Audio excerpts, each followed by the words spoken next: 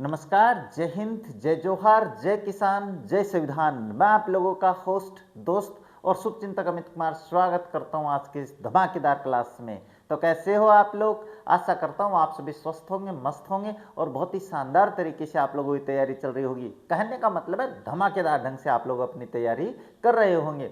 अब बात करें आज की इस क्लास में, तो आज की इस क्लास में हम अपना जो ऑनलाइन टेस्ट हुआ था उसके क्वेश्चंस को हल करने वाले हैं। रिजल्ट्स आप लोगों ने अपना देख लिया है कि कैसे आप लोगों ने टेस्ट है वो किया होगा, और जो क्वेश्चंस आप लोगों को नहीं समझ में आए हैं वो आज की इस क्लास में हम समझने वाले हैं। और क्लास को शुरू करें इससे पहले आप लोगों से एक बात कहना चाहेंगे, अगर आप हमारे चैनल पे आए हो, हमारे वीडियोस देख रहे हो, वीडियोस पसंद आ रहे हैं, हमारे चैनल को सब्सक्राइब कीजिए, वीडियो को लाइक कीजिए, शेयर कीजिए, साथ ही बेल आइकन को भी ऑन रखिए ताकि मेरे वीडियोज़ के नोटिफिकेशन सबसे पहले आप लोगों के पास पहुंचे। अब ज़्यादा समय नहीं लेते, शुरू करते हैं आज की क्लास। और क्लास में मैंने बता दिया क्या हल करने वाले हैं। हम अपने उस टेस्ट के क्वेश्चंस को हल करने वाले हैं जो आप लोगों ने दिया है। अब बात करें इस टेस्ट के बारे में, जो टेस्ट मैंने लिया था एक्टिव वॉइस पैसिव वॉइस का, वो कम बच्चों ने नहीं दिया है भाई। और ये मुझे अच्छी बात लगी कि 1.5 के स्टूडेंट्स ने अपना ये जो टेस्ट है वो दिया है। 1.5 के स्टूडेंट्स ने, क्योंकि अपने पैसे तो लग नहीं रहे, तो सभी ने अपना ये टेस्ट बहुत ही शानदार तरीके से किया है। लेकिन समस्या वही आ रही है, आप लोगों ने मेरी क्लास देख के टेस्ट नहीं दिया है। तो ये जो 1500 बच्चों ने टेस्ट दिया था, ये जो 1500 बच्चों ने टेस्ट दिया था उसमें से 70% बच्चे ऐसे हैं जिनके 33% मार्क्स ही आ रहे हैं। तो सोच के देखो आप लोगों की तैयारी कैसी है भाई। अब बात करें, मेरा टेस्ट आप कर नहीं पा रहे हो, है ना, मेरा टेस्ट आप कर नहीं पा रहे हो, उसमें तो आप लोगों के पास 70% मार्क्स आ नहीं रहे हैं। और बात कर रहे हो आप लोग RSMSSB में LDC के पेपर को पास करने की, है ना, आप सपना देख रहे हो RSMSSB में LDC के क्वेश्चंस जो आते हैं ना, अंग्रेजी के 75% जो क्वेश्चंस आते हैं वो सही करने के। तो आपकी गलतफहमी है, ये आपकी सबसे बड़ी गलतफहमी है कि मैं LDC एग्जाम में ऐसे क्वेश्चन सही कर दूंगा। तो ये गलतफहमी सबसे पहले दूर करो आप लोग, है ना। टेस्ट है वो आराम से पढ़ के उसके बाद में दिया करो ताकि आप लोगों का रिजल्ट है वो शानदार रह सके। अब देखो बात करते हैं इस क्वेश्चन की। ये जो क्वेश्चन है वो पढ़ते हैं अपन। क्या है, द शॉपकीपर, अपने पास एक्टिव वॉइस पैसिव वॉइस का अपना टेस्ट था। इसमें बात करें, the shopkeeper usually offers a heavy discount on all branded clothes during the festive season. अब इस प्रश्न की बात करें तो सबसे पहले मैंने आप लोगों को बताया था आप लोगों को कि टेंस देखना है। टेंस देखे तो इसमें आ रखी है वर्ब की फर्स्ट फॉर्म प्लस SEIS, और जिस वाक्य में वर्ब की फर्स्ट फॉर्म प्लस SEIS होता है वो प्रेजेंट इंडिफिनिट का वाक्य होता है। अब ये प्रेजेंट इंडिफिनिट का वाक्य है तो इसका पैसिव वॉइस कैसे बनेगा? Object plus is am are plus verb की थर्ड फॉर्म प्लस बाई, ये क्या है, प्लस बाई प्लस सब्जेक्ट और प्लस अदर वर्ड। ये मैंने आप लोगों को अपनी क्लास में समझाया था। मैंने कहा था कि आप लोगों को मेरे रूल्स वो देखने हैं। अब इस रूल पे देखें तो आप लोगों के पास इसमें ऐसा तो कुछ है नहीं कि इसमें लिखा नहीं हुआ होगा, ऑब्जेक्ट दिया हुआ। देखो ए हैवी डिस्काउंट, अपने पास क्या है, ये ऑफर्स है भाई, ऑफर के द्वारा क्या दिया जा रहा है, ए हैवी डिस्काउंट दिया जा रहा है। अब ये on all branded clothes during the festive season, ये अदर वर्ड हो गया है। अदर वर्ड हो गया तो ये अपने पास क्या है, ऑब्जेक्ट नहीं बनेगा। तो आपके पास क्या हो जाएगा, देखो a heavy discount is usually. अब ये जो यूजुअली आया है यहाँ पे, ये जो यूजुअली आया है ये वर्ब से पहले है, सही है, तो वर्ब से पहले यहाँ पे भी है, ये देखना है। तो क्या हो गया, discount is usually offered on branded clothes by shopkeepers during festive season. एक तो ये हो गया। अब इसके बाद में क्या दे रखा है, ये ऑल ब्रांडेड तो आएगा नहीं, ए हैवी डिस्काउंट वाज, तो यहाँ पे ये प्रेजेंट इंडिफिनिट का तो वाज आ गया, तो ये गलत हो गया। इसके बाद a heavy discount is usually being, अब ये बीइंग लग गया इसके, तो बीइंग लग गया तो प्रेजेंट इंडिफिनिट में बीइंग आता नहीं है, तो ये भी आपके पास गलत हो गया।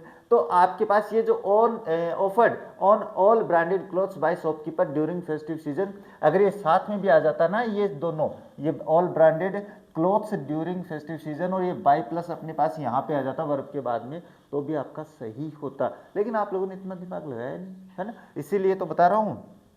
अच्छा, नेक्स्ट क्वेश्चन क्या था, do you always keep your confidential documents in the digital locker for safety.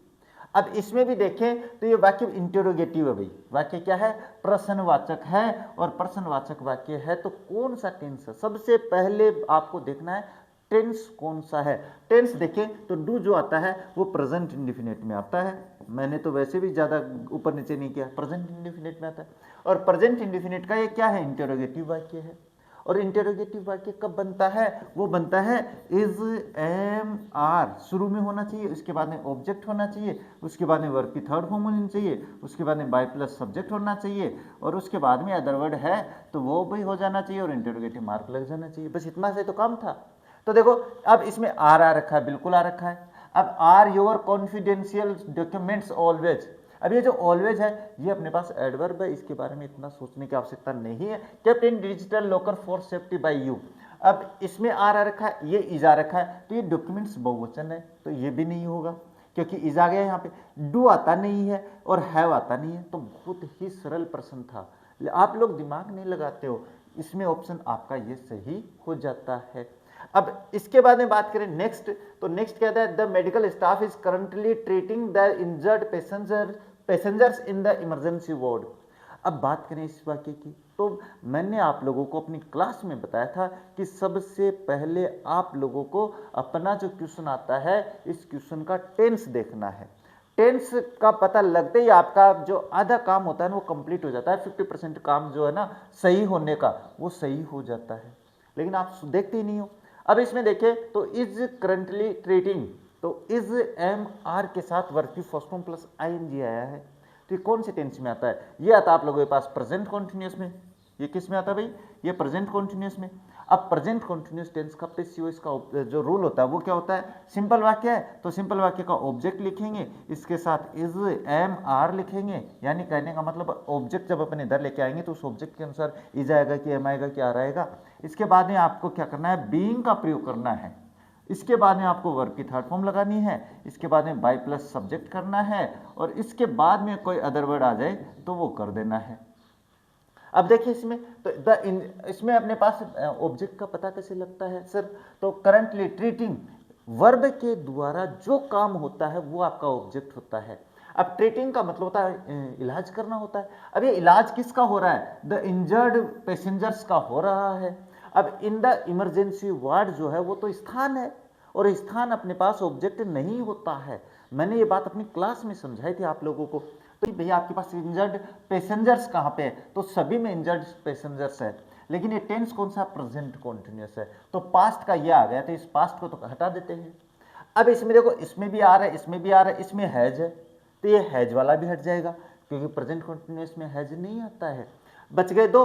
अब इसमें करंटली बीइंग ट्रीटेड और ट्रीटिंग, तो सीधी सी बात है बीइंग के बाद में वर्ब की थर्ड फॉर्म इसमें दे रखी है, तो आपका ऑप्शन ये हो जाता।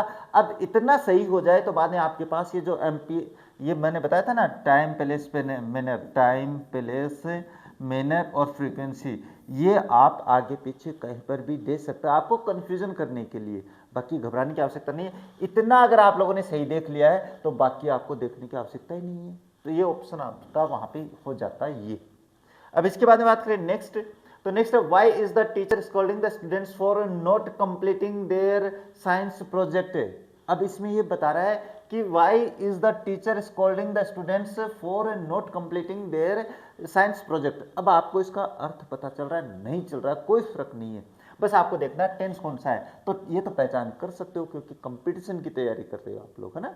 आप तो इज और स्कोल्डिंग ये आ गई अपने पास, is plus am, is am are plus verb की first form plus ING present continuous, लेकिन डब्ल्यू एच वर्ड वाला है, और डब्ल्यू एच वर्ड का जो नियम होता है वो मैंने समझाया आप लोगों को।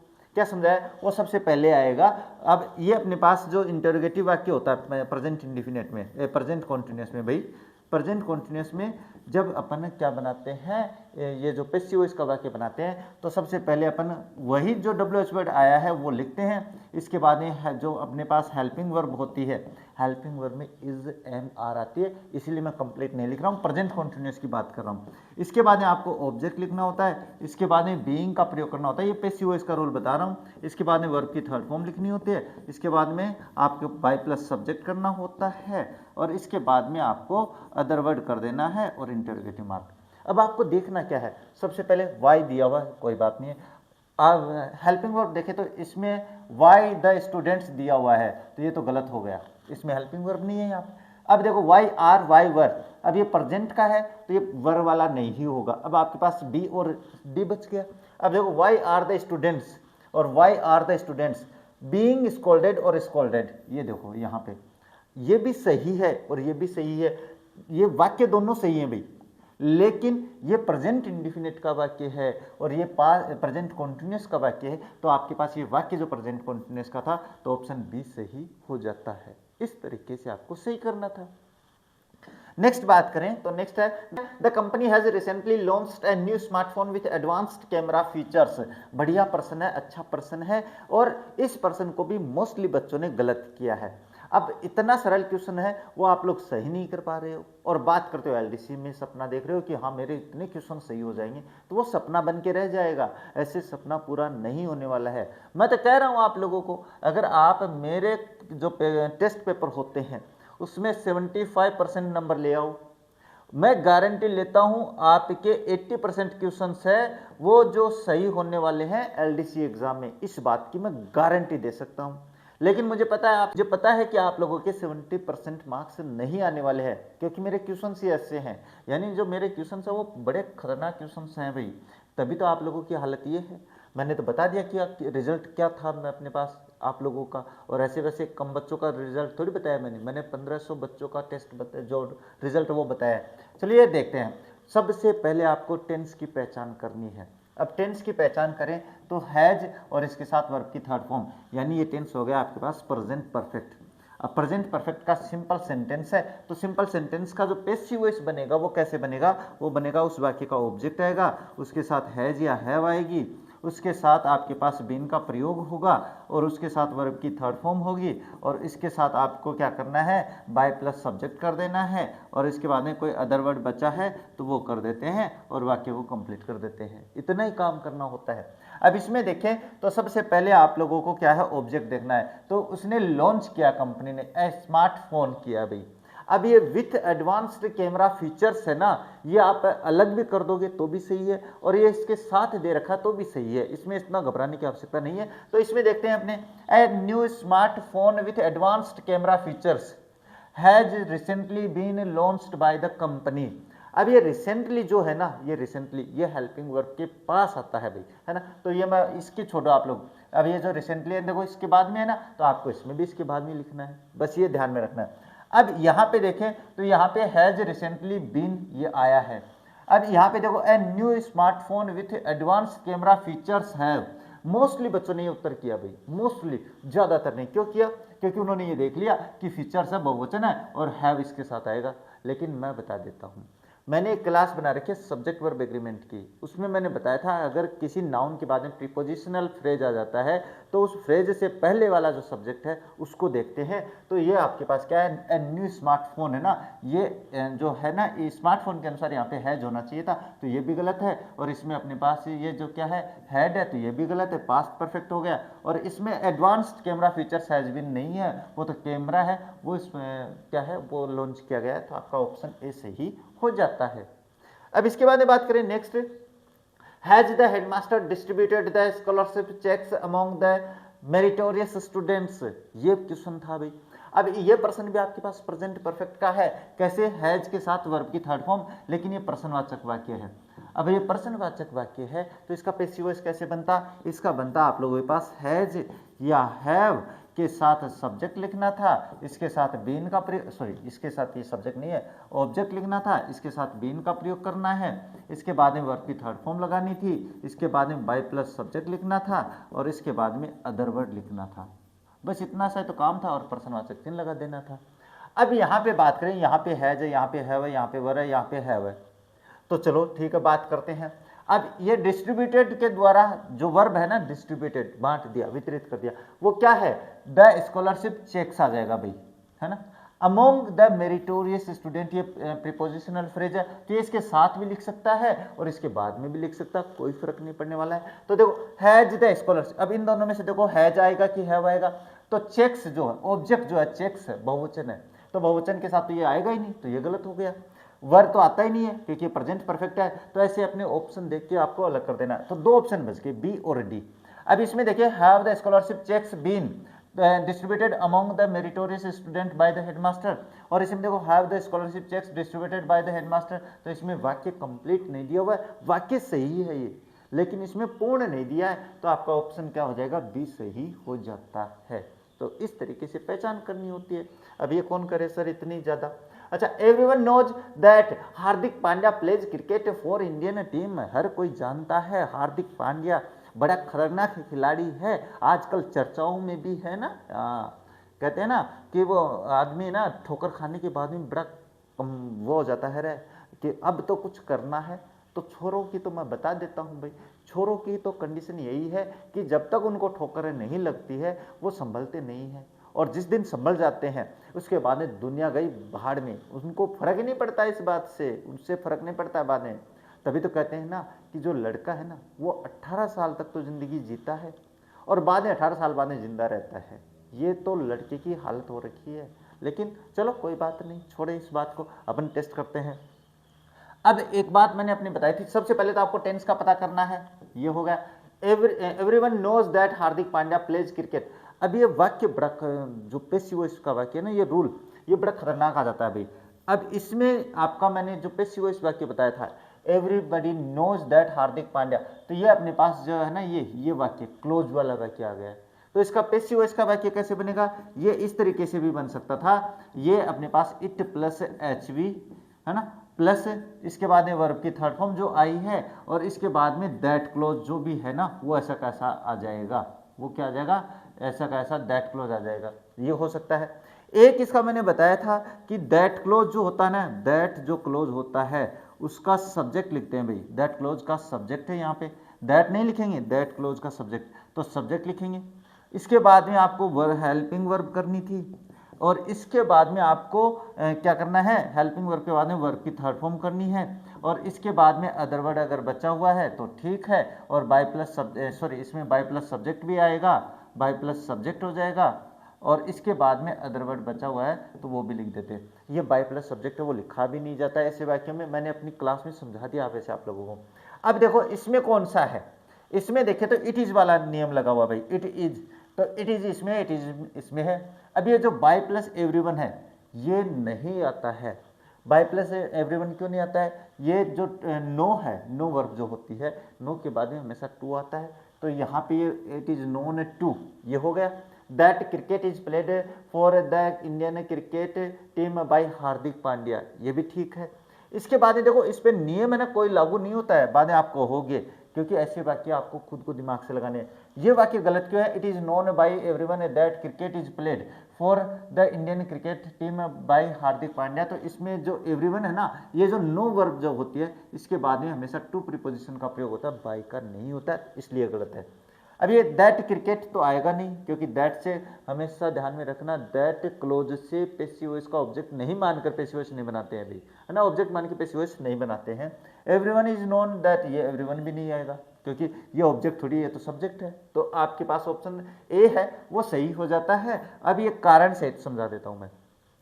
अब देखो ये इट इज हेल्पिंग वर्ब आ गई, देखो कैसे प्रेजेंट इंडिफिनिट था तो इज हो गई यहाँ पे, इसके बाद में वर्ब की थर्ड फॉर्म आ गई, और ये जो एवरीवन है ये अपने पास टू यहाँ पे कर दिया, और ये दैट क्लोज है ना, इसको भी इसमें क्या है पैसिव वॉइस बना के दिया गया है, तो इससे फर्क नहीं पड़ता है। अब मैं देखो इस वाक्य को ऐसे भी दे सकता था आप लोगों को, इट, यानी ये भी सही है, मैं बना रहा हूँ जो इट इज, ये ध्यान से समझ लेना, ये कोई नहीं समझाएगा भाई, it is known to everyone that, और इसमें दैट क्लोज जैसा आया है ना, that Hardik Pandya plays cricket for Indian team, ये ध्यान से समझ लेना, ये क्लोज ऐसा कैसा आ जाता है यहाँ पे, और वाक्य सही हो जाता। दैट मैं लिख देता हूँ, दैट हार्दिक, अब यहाँ पे बड़ा हो जाएगा वाक्य तो कोई बात नहीं है, हार्दिक पांड्या है भाई यहाँ पे, इसके बाद pledge cricket for Indian team, ये वाक्य ज़्यादा बेटर होता अगर ये ऑप्शन और ये ऑप्शन दोनों साथ आ जाते, पर दोनों नहीं आने वाले हैं, है ना, हर चीज़ समझनी है। अब ये तो होगा इट इज नोन, और मैं इस वाक्य को हार्दिक से शुरू करूँ तो मैं लिखूँ यहाँ पे हार्दिक, हार्दिक पांड्या अब इसके बाद में आपको क्या करना है, इस वर्ब के अनुसार, इस टेंस के अनुसार, तो प्रेजेंट इंडिफिनिट है तो मैं यहाँ पे इजी करूंगा और उसके बाद में इसकी थर्ड फॉर्म लिखूंगा, है ना, ये प्रेजेंट इंडिफिनिट का है तो इसकी थर्ड फॉर्म लिख दूंगा मैं यहाँ पे, तो known.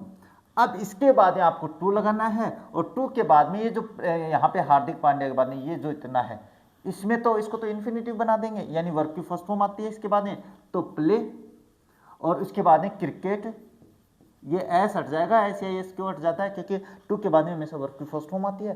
Cricket for Indian team, ये लो, इस तरीके से बना सकते थे आप लोग। अब इंडियन, अब मैं आप लोगों को बता क्यों रहा हूं, मैं इसलिए बता रहा हूं, आपको हर चीज देखनी पड़ेगी तब जाके आपका वाक्य सही होता है। तो मान के चलो ये ऑप्शन में आ जाते तो भी फिर आपको देखना पड़ता कि कौन सा रूल बेटर है। अब इसमें ये जो दैट क्लोज है ये पैसिव वॉइस में नहीं बनाया जाता है, लेकिन ऐसा आ जाए तो भी आपको देखना है कि कौन सा जो वाक्य है वो आपके सारे नियमों की पालना कर रहा है। अब यहाँ पे क्या है, ये जो टू है ना और ये बाय, ये दोनों सही होते हैं, लेकिन बाय से बेटर ये होता है क्योंकि टू के बाद में हमें नो के बाद में हमेशा टू आता है, पैसिव वॉइस की बात बता रहा हूँ, तो ये वाक्य इससे होना चाहिए था। नेक्स्ट क्या है, the gardener is watering the plants that he planted last month, ये इसमें भी क्लोज आ गया भाई, है ना, लेकिन that he planted last month.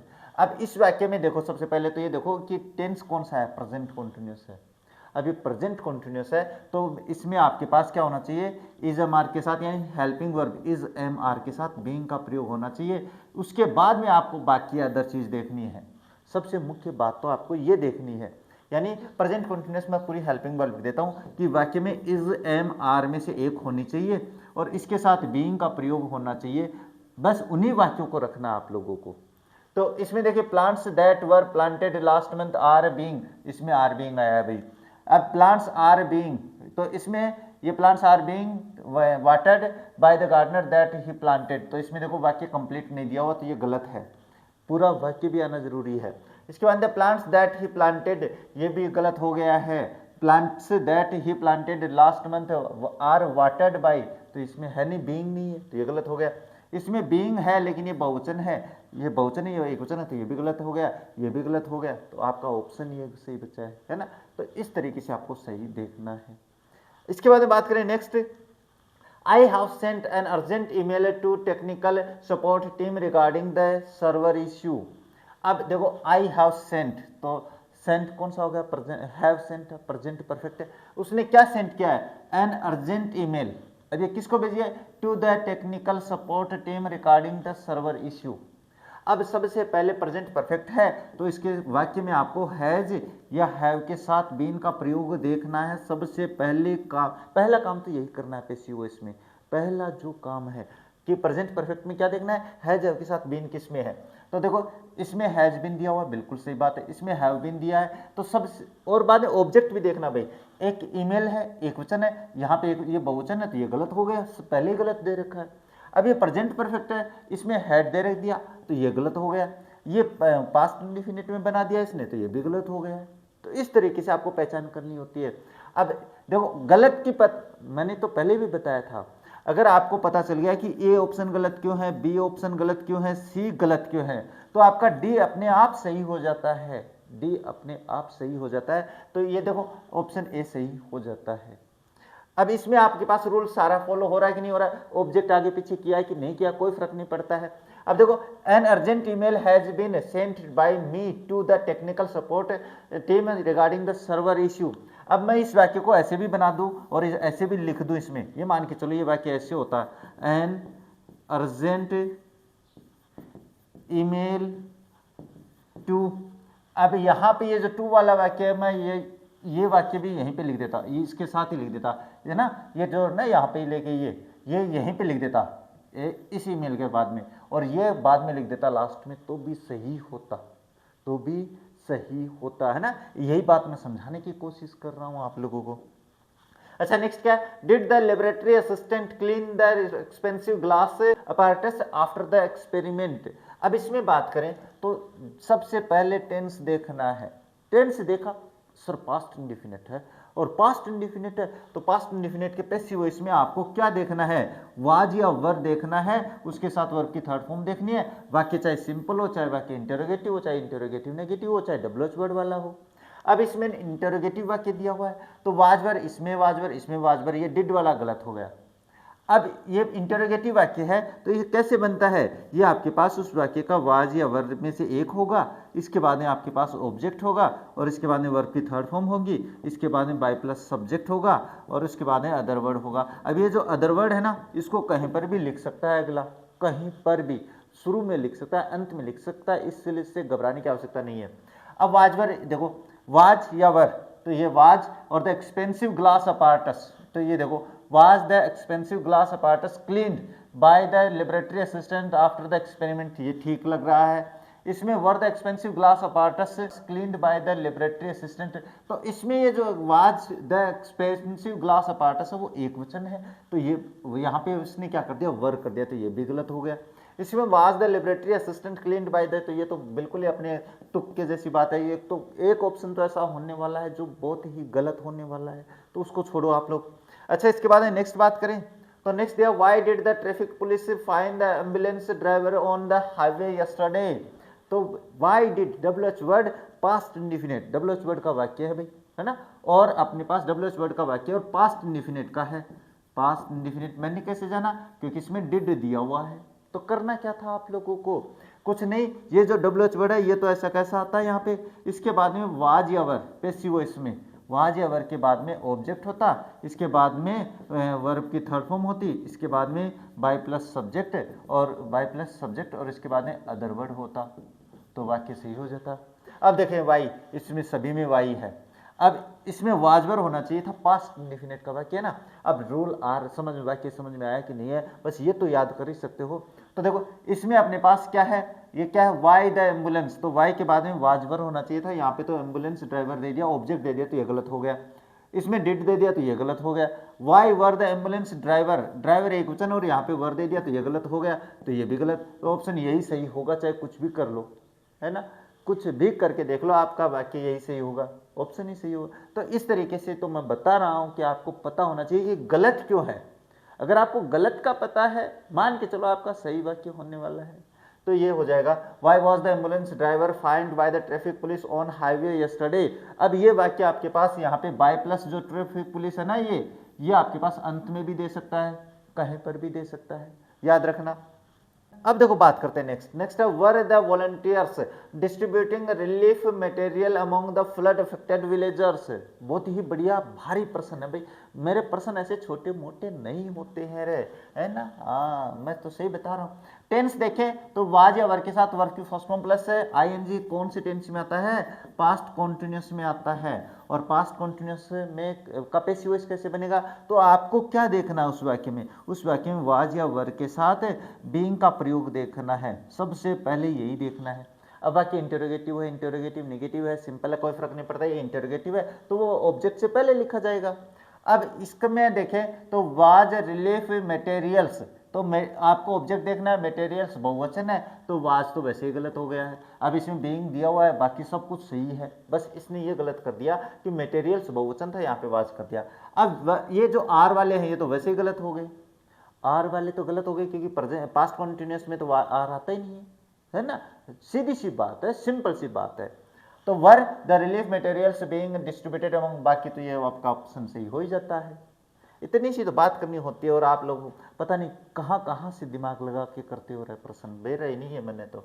Who was monitoring the CCTV footage during the bank robbery last night, तो वो हु वाज मॉनिटरिंग, अब ये हु से शुरू हो गया सर, तो एक बात बता देता हूँ, मैंने हु के लिए अलग से नियम समझाए आप लोगों को, और हु से मैंने एक वाक्य के 4 एग्जाम्पल्स करके दिखाए थे आप लोगों को, एक एग्जाम्पल शायद आ जाएगा इसमें, देख लेंगे। अच्छा, हु से अगर कोई वाक्य शुरू हो रखा है, हु से शुरू हो रखा है तो हु को आपको बाय हुम में चेंज कर देना है। तो अब बाय हुम देखो, बाय हुम इसमें ये नहीं है, ये देखते हैं, हाँ इसमें नहीं है, ये बाय हुम इसमें भी दे रखा है। अब टेंस देखें तो पास्ट कॉन्टिन्यूस है, तो पास्ट कॉन्टिन्यूस में बाय हुम के बाद में आपको जो वाज या वर्ब होना चाहिए, और इसके बाद आपके पास ऑब्जेक्ट होना चाहिए, और उसके बाद में वर्ब की थर्ड फॉर्म, और उसके बाद में अदर वर्ड आएगा, बाय प्लस सब्जेक्ट है, तो अपन ने शुरू में कर दिया, ये मैंने समझाया अपनी क्लास में। अब ये वाक्य ऐसे भी बन सकता है, इसमें आप डायरेक्ट हु भी लिख सकते हो, इसके बाद में वाज या वर लिख सकते हो, और अरे इसमें बीइंग का प्रयोग नहीं किया भाई, पास्ट कॉन्टिन्यूस है ना। हाँ, तो ऑब्जेक्ट के बाद में यहाँ पे बीइंग का भी आएगा, है ना। ध्यान से समझ लेना, गुरुजी से गलती को नहीं हुई है, गुरुजी का बस दिमाग से निकल गई। हाँ, तो क्या हो जाएगा, हु प्लस वाज या वर प्लस इसके बाद में आपके पास ऑब्जेक्ट आ जाएगा, इसके बाद में बीइंग आ जाएगा, इसके बाद में वर्ब की थर्ड फॉर्म आ जाएगी, इसके बाद में आपके पास अदर वर्ड आ जाएगा, और इसके बाद में बाय का प्रयोग कर सकते हैं। ये मैंने आपको अपनी क्लास में समझा दिया है। ये दोनों वाक्य सही हैं। अब इन दोनों पे देख लो कौन सा सही बैठा है। तो by whom was CCTV footage, तो सीसीटीवी फुटेज एक वचन है, बिल्कुल सही बात है, तो वाज ही आएगा। यहाँ पे देखो whom by whom the CCTV footage, ये भी सही है, लेकिन ये जो वाज है ना, ये यहाँ आना चाहिए था। इसके बाद में बाकी सारा सब कुछ सही है, ये गलत है, ये गलत है, बाकी तो देख ही गए आप लोगों को। अब ये दोनों रूल आपको याद होना जरूरी है। अब ये मान के चलो मैंने यहाँ पे ये जो वाक्य था कौन सा, हाँ ये सही किया ना, सॉरी ये सही किया, यहाँ पे मैं वर कर देता और ऑप्शन में एक 5वां और बना देता, वो मैं इस पे बना देता, तो आप पक्का वो गलत के आते, यही करके आते, क्योंकि मैं जानता हूँ आप लोगों को, है ना। अच्छा नेक्स्ट देखें, तो had the villagers already evacuated the area before the storm hit the coast.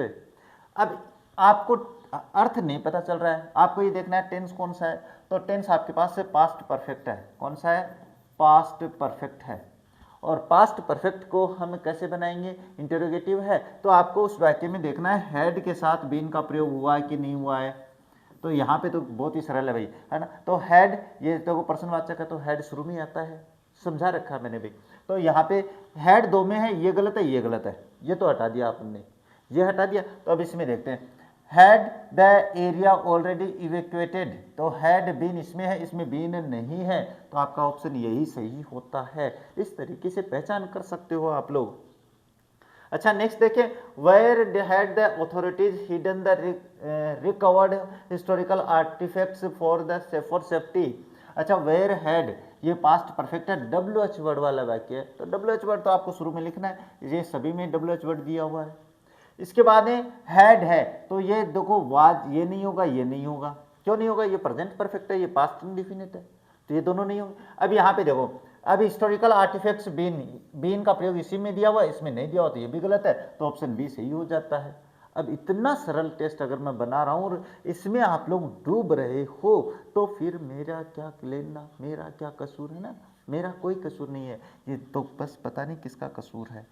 चलो, which candidate did the committee finally select the senior supervisor post. अच्छा इसमें देखें तो विच कैंडिडेट, तो मैंने विच और हुज के लिए आपको एक बात बताई थी, इन दोनों के बाद में नाउन हमेशा साथ लिखी जाती है। तो यहाँ पे विच कैंडिडेट डिड पास्ट इंडिफिनिट, तो फिर आपको वाक्य में देखना था वाज या वर के साथ वर्ब की थर्ड फॉर्म आएगी पेसिव, इसमें यही तो करना था। तो इसमें देखो, इसमें which candidate was finally selected by the committee for the senior supervisor post, which was, अब ये which was दिया हुआ यहाँ पे, candidate finally selected by the committee, अब इसमें कुछ फर्क नहीं है भाई, कुछ भी फर्क नहीं है। अब यहाँ पे which और यहाँ पे which was, कौन सा सही होगा, तो ये जो which होता है ना, which, और ये जो whose होता है, वैसे यहाँ पे whose होना चाहिए था।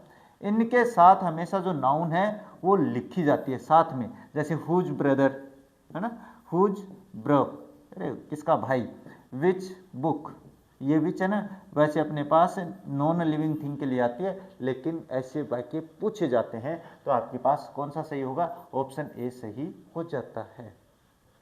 अच्छा नेक्स्ट बात करें तो क्या है, how did the young engineer solve the complex technical problem so quickly. इसमें देखें तो क्या है, पास्ट इंडेफिनिट है, और पास्ट इंडेफिनिट है तो घबराने की क्या आवश्यकता है, अरे घबराने की क्या बातें है ना, जब ऊपर वाला अपने साथ है। लेकिन ऊपर वाला भी तभी साथ होता है जब आप मेहनत करते हो, है ना। कोई ना कोई लक्ष्य तो दिया ही ऊपर वाले ने, वो लक्ष्य अगर, वो क्या कहते हैं ना कि ऊपर वाला पहले देखता है कि इसमें दम है कि नहीं है, इसको कोई अपन काम तो दे रहे हैं, लेकिन काम करने में सफल होगा कि नहीं होगा, तो पहले आपकी वो योग्यता देखता है, और आप योग्यता में फेल हो जाते हो, फिर वो भी सोचता है अरे जाने दो इसको भी, है ना। चलो, how did the young engineer solve the complex technical problem so quickly. Did है, पास्ट इंडेफिनिट है, तो आपको वाज या वर में से देख, वर के साथ वर्ब की थर्ड फॉर्म देखनी है, और WH वर्ड पहले देखना है, यानी ये जो हाउ आया है ये ऐसा कैसा लिख देना है बस। तो हाउ इसमें दिया, हाउ के बाद में ये देखो ये गलत है, हाउ के बाद में वाज वर्ब में से नहीं है तो ये तो गलत हो गया। हाउ के बाद में वर दिया है, हाँ चलो अब इसमें देखते हैं भाई, how was the complex technical problem solve by the, तो इसमें देखो how was the complex technical problem solve, ये वर्ब की फर्स्ट फॉर्म दे रखी है जबकि इसमें तो वर्ब की थर्ड फॉर्म होनी चाहिए, तो ये भी गलत हो गया। How were the complex technical problem solve so quickly, इसमें बाय प्लस सब्जेक्ट नहीं दिया हुआ है। अब ये देखो how was the complex technical problem solve so quickly by the young engineer, अब मैंने बताया था ये सो क्विकली यहाँ पे भी हो सकता है और इससे पहले भी हो सकता है, तो कहीं पर भी हो सकता है, इसमें इतना सोचने की बात नहीं है। आपको तो बस बात ध्यान में क्या रखनी है, हाउ के साथ वाज वर, उसके बाद में वर्ब की थर्ड फॉर्म में देखनी थी। अच्छा इसके बाद में बात करें, who had broken the silence of the library before the librarian arrived, इसमें बात करें तो ये देखो बिफोर के बाद वाला वाक्य आपके कहीं पर भी लिख सकते हैं, लेकिन इसको लास्ट में लिखेंगे, इससे पहले अपन क्या करेंगे वो देख लें। तो हु से दिया हुआ वाक्य, हु से दिया हुआ है तो आपको क्या करना है, बाय हुम का प्रयोग करना है, बाय हुम मैं लिख देता हूँ यहाँ पे। इसके बाद आपको क्या लिखना है, हेल्पिंग वर्ब लिखनी है टेंस के अनुसार। इसके बाद आपको ऑब्जेक्ट लिखना है, ऑब्जेक्ट के बाद में पहले देखना है पास्ट परफेक्ट है तो इसके बाद में बीन भी आएगा और इसके बाद में वर्ब की थर्ड फॉर्म आ जाएगी और अदर वर्ड आ जाएगा, ये ध्यान से देख लेना भाई। अब देख लो इसको, तो बाय होम द साइलेंस ये गलत हो गया क्योंकि इसके बाद में हेल्पिंग वर्ब नहीं आई है। By whom had the silence of the library been broken before the librarian arrived, ये वाक्य सही हो जाता है।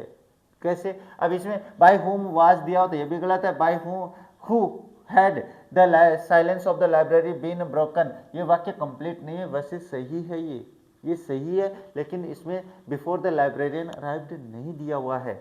अच्छा नेक्स्ट बात करें तो was the chef preparing A special continental dish for the international guest, ये दिया हुआ है। इसमें बात करें तो अपने पास पास्ट कॉन्टिन्यूस का इंटरोगेटिव वाक्य है, पास्ट कॉन्टिन्यूस का, तो इसमें आपको क्या देखना है, वाज या वर के साथ बीइंग का प्रयोग देखना है, उसके बाद में वर्ब की थर्ड फॉर्म देखनी है। और इंटरोगेटिव है तो इससे पहले आप लोग क्या इसके बाद में ऑब्जेक्ट देख लेना भाई, बीइंग, ये देखो मैं यहाँ पे बता देता हूँ, ऑब्जेक्ट यहाँ पे और बीइंग का प्रयोग इसके बाद में होगा और इसके बाद में वर्ब की थर्ड फॉर्म वगैरह होगी और बाकी आगे पीछे कुछ भी कर सकता है। तो देखो वर ए स्पेशल कॉन्टिनेंटल डिश, तो ए स्पेशल कॉन्टिनेंटल डिश एक वचन है तो इसके साथ वर का प्रयोग नहीं होगा, तो ये गलत हो गया।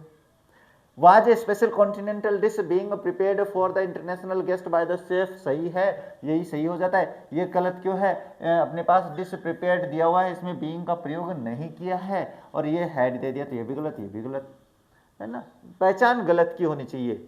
अच्छा, will the railway department start A special bullet train between Delhi and Jaipur, अच्छा तो विल है अपने पास फ्यूचर इंडिफिनिट मतलब मॉडल वाला वाक्य, और मॉडल वाला वाक्य है तो विल या शैल के साथ आपको किसका प्रयोग करना है, बी का प्रयोग देखना है। इंटरोगेटिव है तो आपको क्या करना है, विल या शैल के बाद में ऑब्जेक्ट आएगा, इसके बाद में बी आएगा और इसके बाद में वर्ब की थर्ड फॉर्म आएगी और इसके बाद में बाय प्लस सब्जेक्ट भी आ सकता है और इसके बाद में आपके पास अदर वर्ड भी आ सकता है, इंटरोगेटिव वाक्य हो जाएगा। तो विल सभी में दिया हुआ है, तो विल और सेल में एक बात बता देता हूँ, अगर आपका ऑब्जेक्ट आई आता है या वी आता है तो सेल का प्रयोग करेंगे, बाकी गलत कर देंगे, तो सेल गलत कर देता हूँ स्पेशल बुलेट ट्रेन के बाद। देखो विल के बाद है, will a special bullet train between Delhi and Jaipur be started by the railway department. अब इसमें will a special bullet train between Delhi and Jaipur being, तो बीइंग नहीं आता है तो ये गलत हो गया। Will a special bullet train between Delhi and Jaipur been, ये यहाँ पे बीन दे दिया है जबकि बी ही आएगा तो आपका ऑप्शन ए सही हो जाता है, कोई ज़्यादा टफ नहीं है। अच्छा नेक्स्ट बात करें तो नेक्स्ट दिया हुआ will the construction team have finished the bridge before the monsoon begins, ये वाक्य अब आप बना सकते हो। अच्छा मैं बता देता हूँ फ्यूचर परफेक्ट का है भाई, फ्यूचर परफेक्ट का है तो विल या सेल के साथ आपको क्या करना है, विल या सेल और इंटरोगेटिव है तो विल या सेल के बाद में ऑब्जेक्ट तो आएगा ही, इसके बाद में हैव देखना है, इसके बाद में बीन देखना है और इसके बाद में वर्ब की थर्ड फॉर्म देखनी है, बाकी आगे पीछे कुछ भी कर सकता है।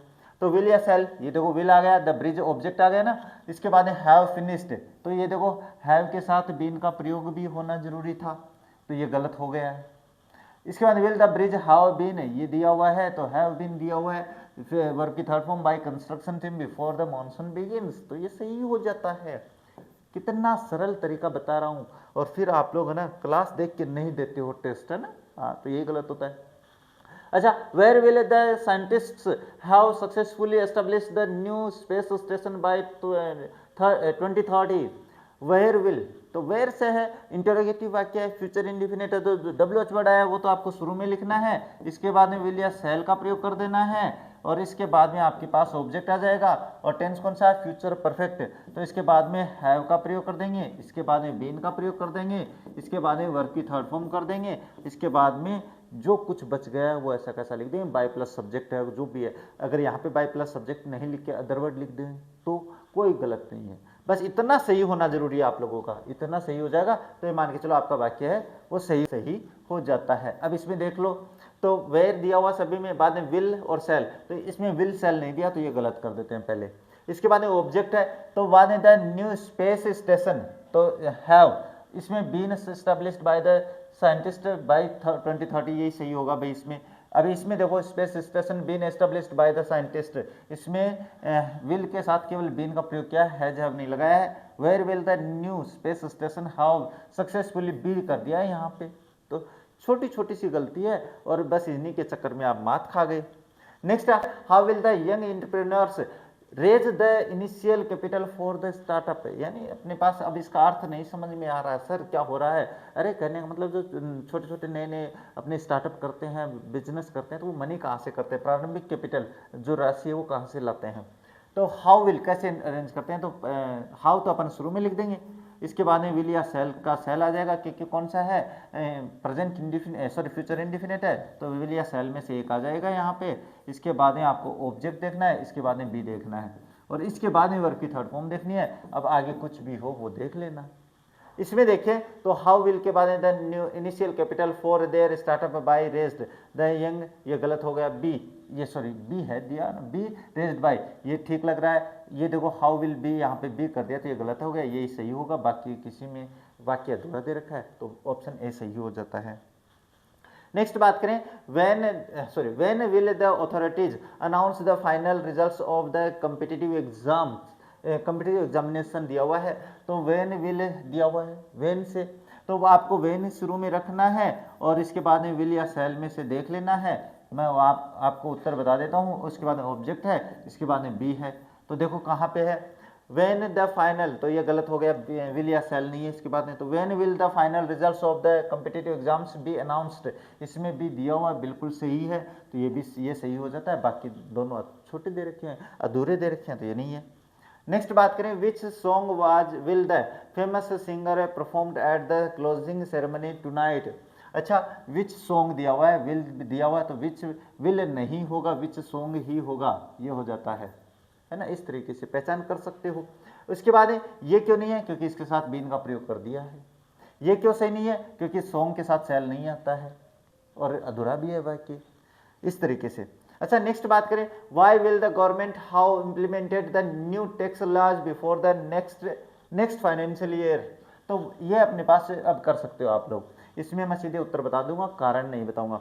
देखो वाई, इसका आंसर होगा why will the new tax laws how been implemented by the government before the, ये हो जाएगा इसमें ऑप्शन। अब ये गलत क्यों है, क्योंकि हैव के साथ बीन का प्रयोग नहीं होगा, ये दोनों आपको पता ही है क्यों गलत है।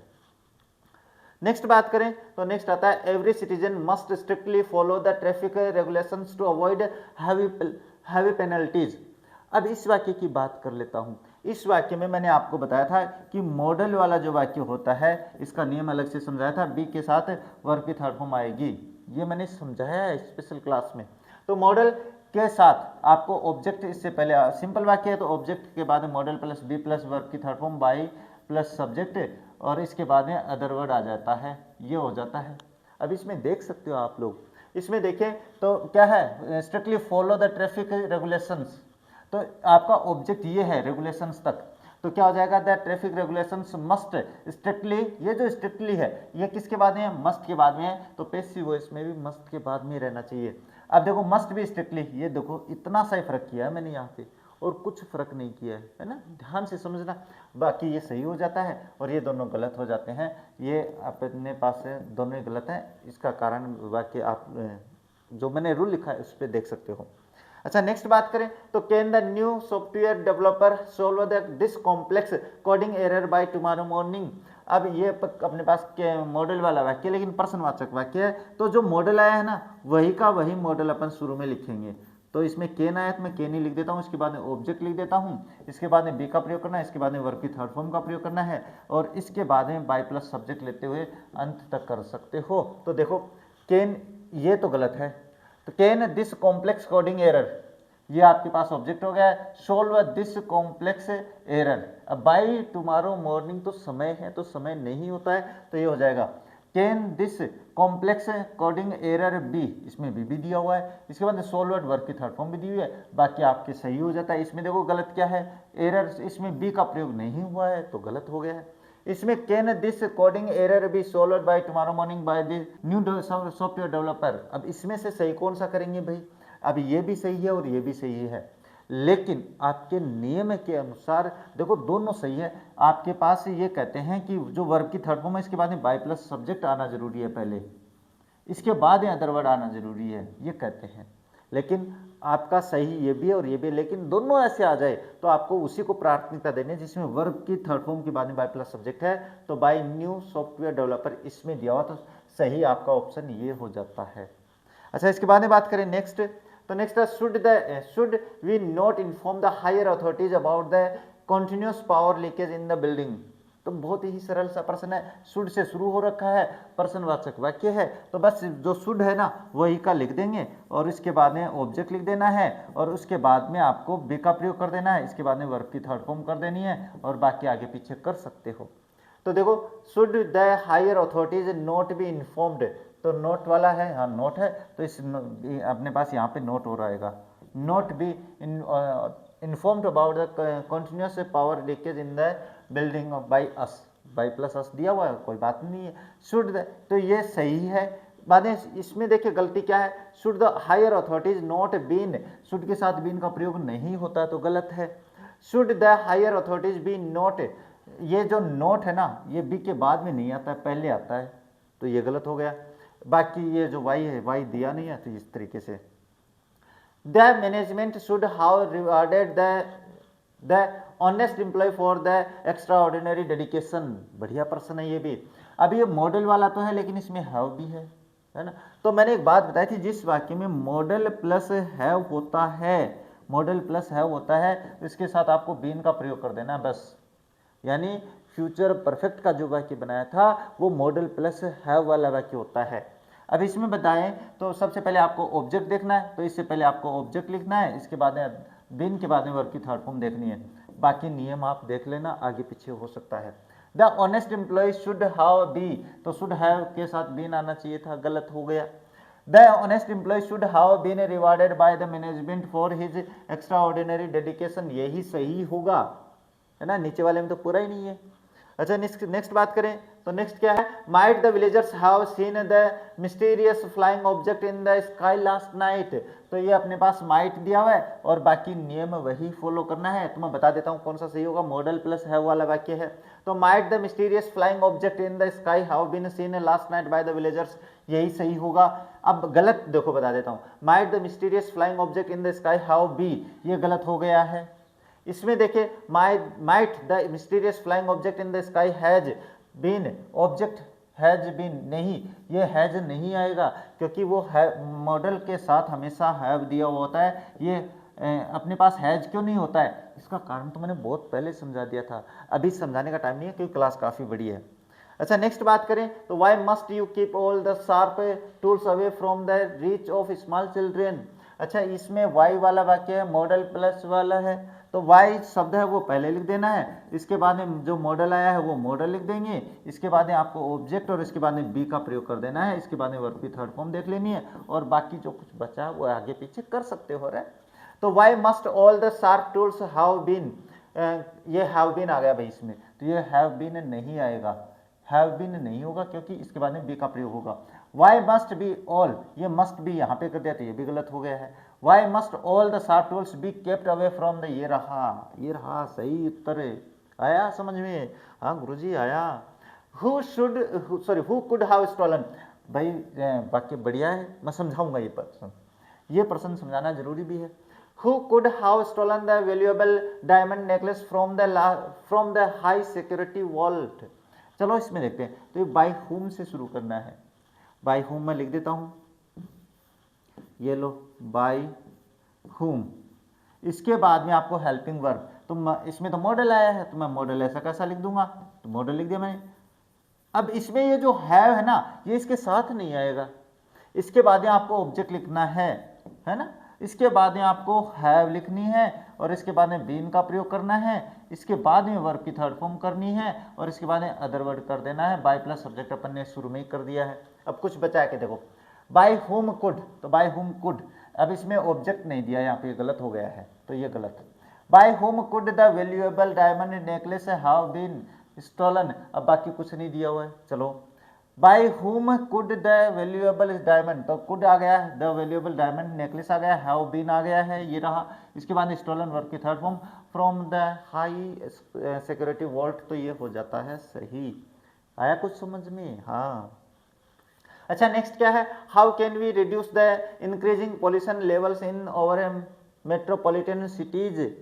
चलो, हाउ कैन वी, तो कुछ नहीं है, जो WH वर्ड आया वो ऐसा कैसा लिखेंगे, इसके बाद में वो जो मॉडल आया है ऐसा कैसा लिखेंगे, और उसके बाद में आपको ऑब्जेक्ट लिखना है, इसके बाद में बी लिखना है, इसके बाद में वर्ब की थर्ड फॉर्म लिखनी है, इसके बाद में बाय प्लस सब्जेक्ट हाँ लिखना है। कैन वाला वाक्य है ना, बाय प्लस सब्जेक्ट और अदर वर्ड दिया हुआ है। तो बस देख लो अब आपका ऑप्शन कौन सा सही होगा। हाउ मॉडल, तो हाउ कैन दिया हुआ सही है। हाउ कैन के बाद में बी का प्रयोग नहीं होता है, देखो मॉडल के बाद में ऑब्जेक्ट आएगा, तो इसमें how can the increasing pollution levels been, ये वाक्य अधूरा दिया हुआ है, एक हो गया। How can the increasing pollution levels in our, ये भी गलत हो गया है। तो रूल पे फॉलो करोगे तो बिल्कुल सही कर दोगे, मेरे रूल्स में कोई गलती नहीं निकाल सकता। अच्छा, नेक्स्ट बात करें, Who designed the architectural layout of the magnificent shopping mall? बिल्कुल बता देते हैं, who designed, who से वाक्य शुरू है, past indefinite का है, तो by whom से शुरू करेंगे। इसके बाद में हेल्पिंग वर्ब टेंस के अनुसार आ जाएगी, पास्ट इंडिफिनिट के अनुसार वाज वर्ब हो जाएगी। इसके बाद में आपके पास ऑब्जेक्ट आ जाएगा, इसके बाद में वर्ब की थर्ड फॉर्म आ जाएगी, और इसके बाद में जो कुछ बचा खुचा है वो बचा हुआ जो भी है ना वो सारे यहाँ पे लिख देंगे। तो बाय होम, ये पास्ट इंडिफिनिट है तो इज वाला तो काट देते हैं। बाय होम द आर्किटेक्चरल, तो बाय होम के बाद में हेल्पिंग वर्ब आनी चाहिए थी, तो ये भी काट देते हैं। हुम वाज, ये हुम वाज नहीं आएगा, तो ऑप्शन ए सही रहे। अरे इसमें तो ये चारों ऑप्शन गलत हो गए भाई। ये यहाँ पे ना, ये मैं बता देता हूँ, यहाँ पे ये हुम नहीं है, केवल हु है, और आपका ऑप्शन ये सही होगा। इसमें ये कौन सा नियम फॉलो किया इसने मेरा वो हु वाला दूसरा नियम शुरू किया है। हु प्लस HV प्लस अपने पास ऑब्जेक्ट आ जाएगा, इसके बाद में वर्ब की थर्ड फॉर्म आ जाएगी, इसके बाद में अदर वर्ड आ जाएगा, और इसके बाद में बाई आ जाएगा। ये वाक्य इसने फॉलो किया है, तो यहाँ पे हु नहीं है। Who was the architectural layout of this magnificent shopping mall designed by, ये आंसर सही होगा, ऐसे मत देख लेना रहे। हाँ, अच्छा नेक्स्ट देखें, तो क्या who is organising the grand opening ceremony of the new sports complex. तो ये देखो अब आप बना दोगे भाई, बाय होम से शुरू करेंगे, तो देखो बाय होम इज द, है ना, ग्रैंड ओपनिंग सेरेमनी, सेरेमनी एक वचन होता है, सही है, ठीक है। Of the complex being organised, सही वाक्य यही है, ये वाज आ गया, गलत हो गया है। बाय ये सेरेमनी एक वचन है, तो ये आर कर दिया, तो ये भी गलत हो गया है, ये होम से शुरू नहीं होगा। अच्छा, इसके बाद में बात करें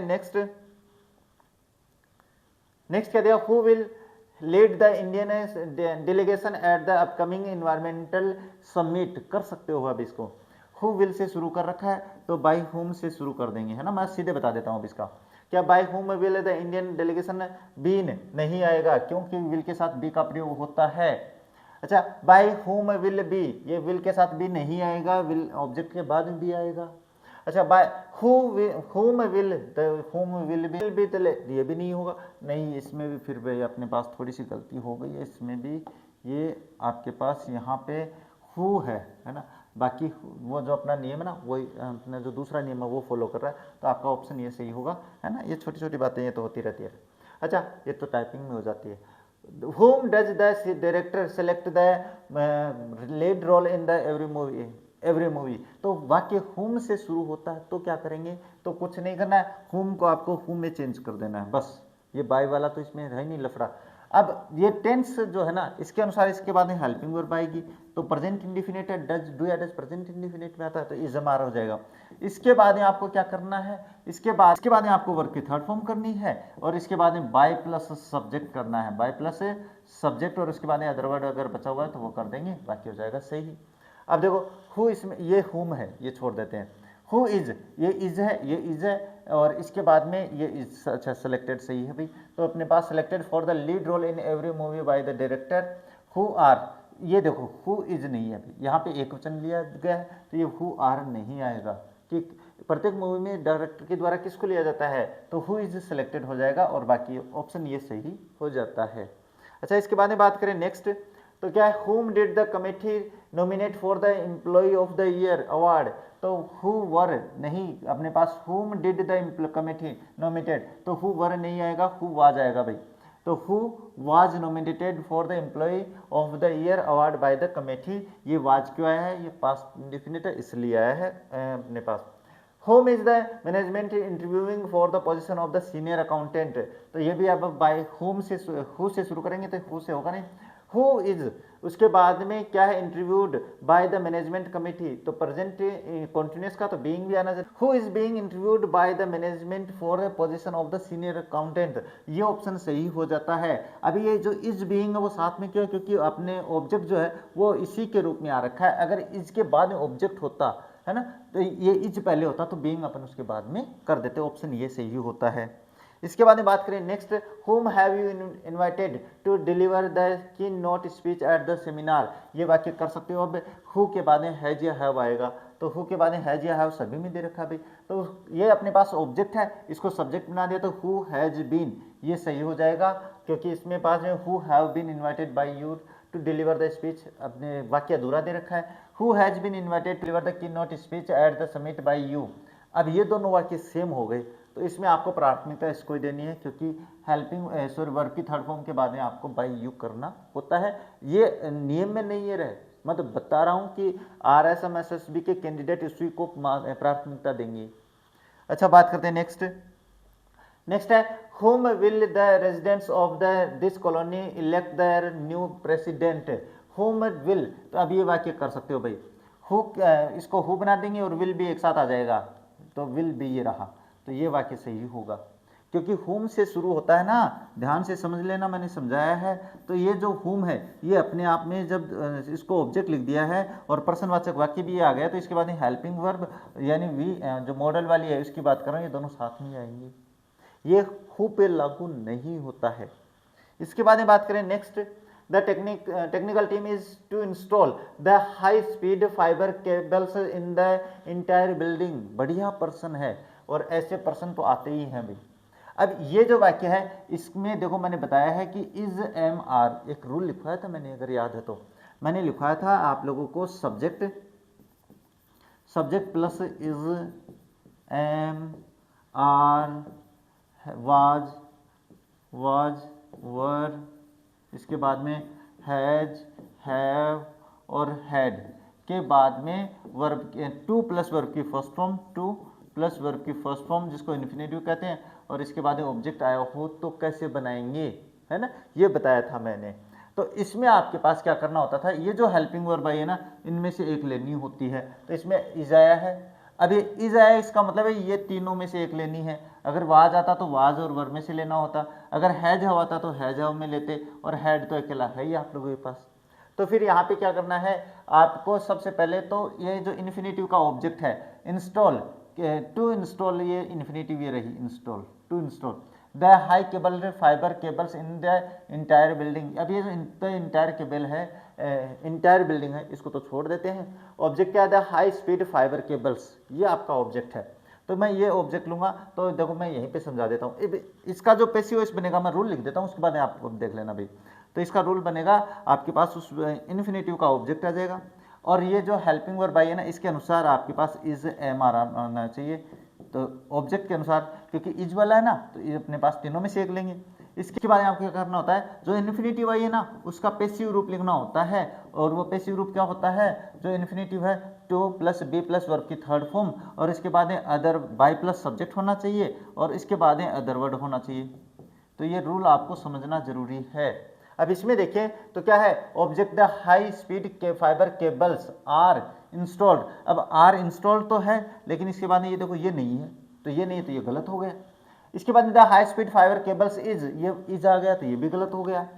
the high speed fibre cables are to be, तो टू बी आ गया इंस्टॉल्ड। अब ये जो in the entire building by the technical team है, इस तरह इसको आगे पीछे कर सकते हो, कोई फर्क नहीं पड़ता है। मैं यही तो बताने की कोशिश कर रहा हूँ, ये यहाँ पे आ सकता है और ये यहाँ पे आ सकता है। तो बस आपका ऑप्शन कौन सा हो जाएगा, ये सही हो जाता है। अच्छा नेक्स्ट बात करें, the laboratory assistant has to, बस वही नियम है, हैज टू है तो आपके पास हैज या हैव होना चाहिए। हैज या हैव के बाद में to plus be plus verb की थर्ड फॉर्म होनी चाहिए, ये नियम होना चाहिए। इससे पहले आपके पास क्या हो जाएगा, ऑब्जेक्ट हो जाएगा, और इसके बाद में बाय प्लस सब्जेक्ट हो या अदर वर्ड हो, जो भी है दिया हुआ है। तो देखो has to sterilise all the surgical instrument, तो स्टेरलाइज के बाद देखो टू स्टेरलाइज, ये अपने इन्फिनिटी हो गई। ऑल द सर्जिकल इंस्ट्रूमेंट्स देख लो अब, तो ऑल द सर्जिकल इंस्ट्रूमेंट्स बहुवचन है तो हैव आएगा, तो ये तो इसमें हैव बीन दे दिया तो ये गलत हो गया है, क्योंकि यहाँ पे देखो मैंने बताया है इसमें all the surgical instruments has दे दिया है, जबकि ये बहुवचन है तो ये भी गलत हो गया है। All the surgical instruments have to be sterilised, ये हो जाएगा सही। तो ये नियम आपको देखना ही पड़ेगा, कोई दो राय नहीं है। अच्छा इसके बाद में बात करें नेक्स्ट, तो क्या है, the rescue team had to, ये अब आप खुद कर सकते हो भाई, क्या है, ड्यू क्या है, इवैक्यूएट द लोकल रेजिडेंट्स, तो द लोकल रेजिडेंट्स हो जाएगा, तो the local residents has to be evacuated, ये हो जाएगा सही बिल्कुल। इसमें देखो हैड बीन दे दिया तो ये गलत है, हैव टू दे दिया तो ये भी गलत है, हैड टू बी नहीं दिया तो ये भी गलत है, तो इस तरीके से आप कर सकते हो अब। अच्छा इसके बाद में बात करें, There is a lot of pending work to finish before the office closes today। अभी ये जो नियम आ गया, ये दूसरा नियम आ गया है। ये कौन सा नियम आ गया, ये आ गया कि एक मैंने रूल लिखवाया था, देयर हो, इसके बाद में हेल्पिंग वर्ब हो, इसके बाद में नाउन या प्रोनाउन हो, और इसके बाद में ये नाउन है भाई, है ना, नाउन हो, इसके बाद में टू प्लस वर्ब की फर्स्ट फॉर्म हो, और इसके बाद में अदर वर्ड अगर कुछ दिया हुआ तो वो हो। तो इस वाक्य को कैसे बनाओगे, तो मैंने बताया था इस वाक्य को, ये जो यहाँ तक है ये तो आपको लिखना ही लिखना है, तो ये मैं सेम लिख देता हूँ देयर। उसके बाद जो हेल्पिंग वर्ब आई है वो ऐसी कैसी लिख दूंगा, वो जो नाउन आ गई है वो ऐसी कैसी वैसी लिख दूंगा। बस ये जो ये ना ये इसको मुझे to plus be plus verb की थर्ड फॉर्म में करना होता है, और इसके बाद में जो अदर वर्ड बचा है वो ऐसा कैसा लिख देते हैं। तो अब देखो अपने पास देयर आर, तो देयर आर नहीं है, ये इज है यहाँ पे, तो there is a lot of pending work to be finished before, या देख लो अब टू बी फिनिश्ड, तो आपका ऑप्शन ये सही हो जाता है। इसके बाद में बात करें नेक्स्ट, तो क्या there were many important questions to discuss during the annual, अब ये कर सकते हो, देयर वाला देयर वर दिया हुआ तो यहाँ पे यहाँ तक तो सेम लिखना है, बस इसको आपको क्या कर देना है, टू बी और डिस्कस्ड, बस इतना सा करना काम है, बस ये करना है और आप कर सकते हो। अब देखो कहाँ पे है, तो अपने पास देयर मेन इंपॉर्टेंट्स, ये गलत हो गया, देयर शुड बी, ये भी गलत हो गया, देयर हैड बीन, ये भी गलत हो गया, there were many important questions to be discussed. तो इस तरीके से आप बना सकते हो, लेकिन ये कर कब सकते हो, जब आप मेरे क्वेश्चंस करोगे तभी कर पाओगे। अच्छा नेक्स्ट क्या, there is a heavy wooden box to carry, ये कर सकते हो। अब देयर वाला वाक्य है तो देयर, ये जो टू कैरी है ना ये हो जाना चाहिए टू बी कैरीड, बस इतना सा काम करना है। ये देख लो किसमें है, टू बी कैरीड, ये बाकी अधूरा वाक्य। देयर आर नहीं है, there is a heavy wooden box to be being दे दिया यहाँ पे, there is a heavy wooden box to be carried, ये रहा आपके पास, है ना, बस इतना सा तो है और कुछ नहीं है। इसके बाद बात करें नेक्स्ट क्या, there is no time to lose if we want to catch the last train to Delhi. अब देखो there is no time to lose, ये देखो दिया हुआ है तो कुछ नहीं करना है, इसको आपको टू बी लॉस्ट में कर देना है, टू बी लॉस्ट, और वाक्य हो जाएगा सही। तो कहाँ पे है, टू बी लॉस्ट, इस दोनों में टू बी लॉस्ट है, ये तीन चारों में है। चलो देखते हैं, देयर इज, यहाँ पे देयर इज है तो ये गलत है, देयर वाज है ये भी गलत है, नो टाइम भी गलत है, तो ये हो जाएगा ऑप्शन डी, बस हो गया सही। इसके बाद में बात करें, the manager wants the employee to complete the project by Friday, बढ़िया पर्सन, अच्छा पर्सन है। इसके बारे में छोटी सी बात कर लेते हैं, ये नियम कौन सा है भाई, है ना, ये नियम भी तो बताना जरूरी है, ये नियम कौन सा लगा दिया, अच्छा, ये नियम एक मैंने बताया था कि subject plus verb plus noun या प्रोनाउन, ना मैंने ये दोनों चीजें बताई थी आप लोगों को। इसके बाद यहाँ आपको क्या है, टू प्लस वर्ब की फर्स्ट फॉर्म इन्फिनेटिव की बात हुई थी। इसके बाद यहाँ आपके पास इसके बाद ऑब्जेक्ट है और इसके बाद अदर वर्ड दिया हुआ था। तो इसका पैसिव वॉइस कैसे बनाओगे? तो आपको कुछ नहीं करना है। इसका जो पैसिव वॉइस बनता वो ऐसे बनता है कि ये जो सब्जेक्ट है वो ऐसा कैसा लिखते, ये जो वर्ब आई है वो ऐसी कैसी लिखते। इसके बाद में आपको क्या करना होता है, ये जो इन्फिनेटिव होती है ना, इसका ऑब्जेक्ट लिखना होता है। तो ये ऑब्जेक्ट आ जाता है यहाँ पे, और इसके बाद में ये जो है ना अपने पास टू इन्फिनेटिव, इसका पैसिव रूप लिखते। अब इसका पैसिव रूप क्या होता है, to plus be plus verb की थर्ड फॉर्म, है ना, तो ये होता है।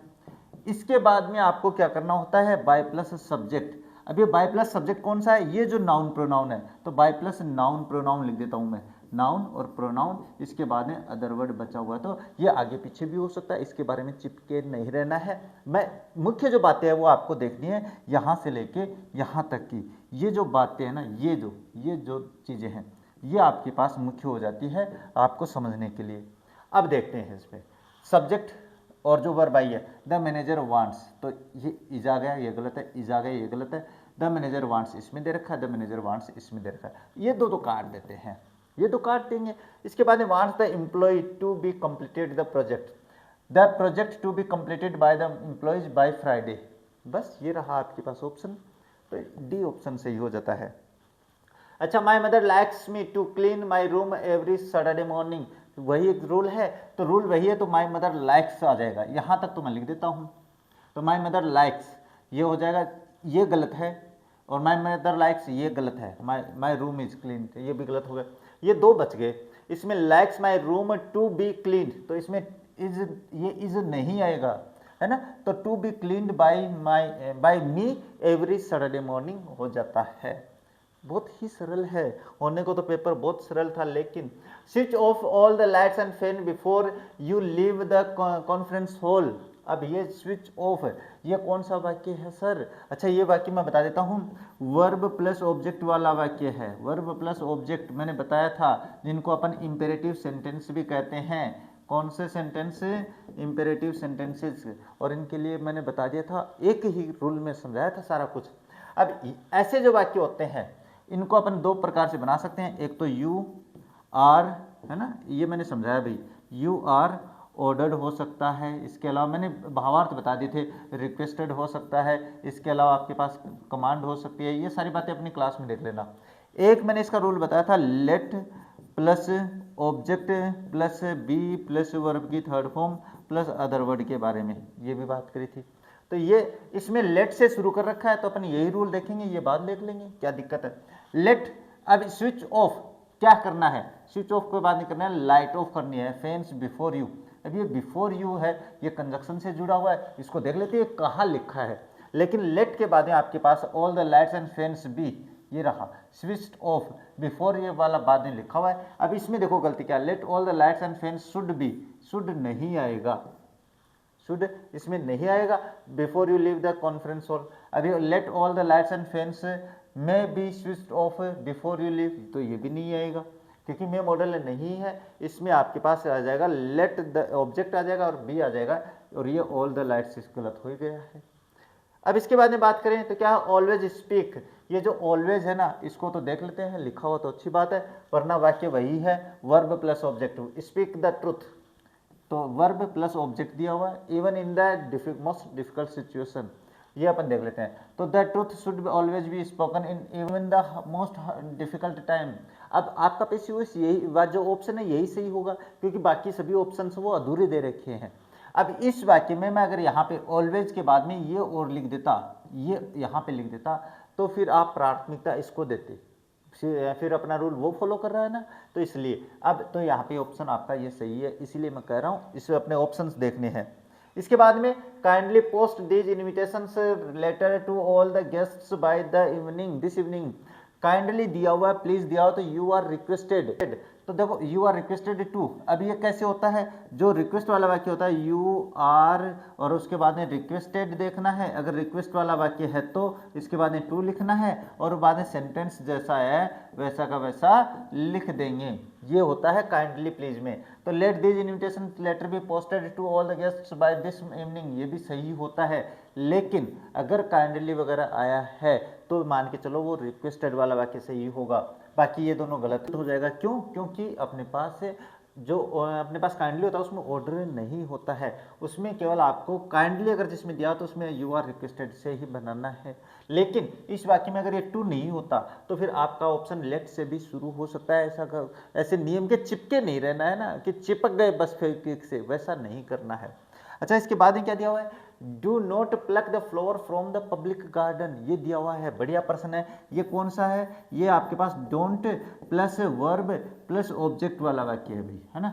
अब इसमें आपको किसी भी प्रकार से बना सकते हो, इसमें डोंट वाले को यू आर ऑर्डर से भी बना सकते हो, यू आर ऑर्डर्ड से भी बना सकते हो, और उसके बाद में ऑर्डर्ड के बाद में आपको नोट लगाना है क्योंकि डोंट आया है ना, इसके बाद में टू और उसके बाद में सेंटेंस कर सकते हैं, है ना, जो सेंटेंस है वो।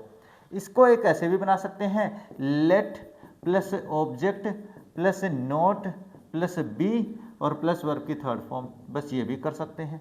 दोनों में देख लो कौन सा है, तो इसमें यू आर ऑर्डर्ड भी दिया हुआ है और इसमें लेट वाला भी दिया हुआ है। तो चलो देखो, लेट द फ्लावर, तो लेट द फ्लावर आ गया, not be plucked from the public garden, ये बिल्कुल ये सही है अभी।